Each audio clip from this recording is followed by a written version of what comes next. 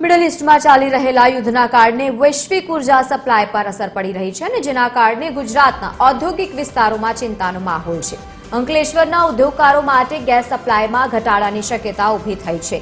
Gujarat gas company ઉદ્યોગોને મોકલાયેલ સૂચના મુજબ એલએનજી ગેસની ઉપલબ્ધતા ઘટતા ઉદ્યોગોને આપવામાં આવતો ગેસ પુરવઠો લગભગ 50% સુધી ઘટાડવામાં આવી શકે છે।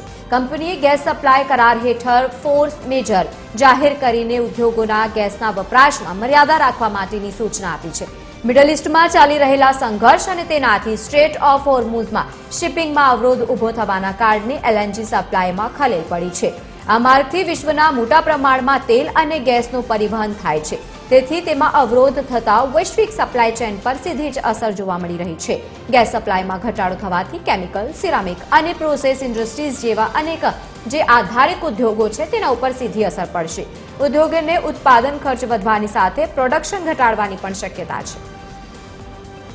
આવનાર દિવસોમાં જે આ કુવેતથી ગેસ સપ્લાય થવાનો હતો એ ઇન્ટરપ્ટ થયેલો છે અને આપણે આશા રાખીએ કે આ યુદ્ધ તાત્કાલિક બંધ થાય, જેથી કરીને ઉદ્યોગો પર અસર ન પડે અને આપણા ભારત દેશની જે ઇકોનોમી છે એ જળવાઈ રહે અને સર્વે ઉદ્યોગોનું બી હિત આમાં જળવાઈ રહે। તો મારી સર્વે ઉદ્યોગકારોને વિનંતી કે આવતીકાલે ગેસ વાપરતા પહેલા જરા ગુજરાત ગેસની જે ગાઈડલાઈન આવે એને અનુસરવા વિનંતી।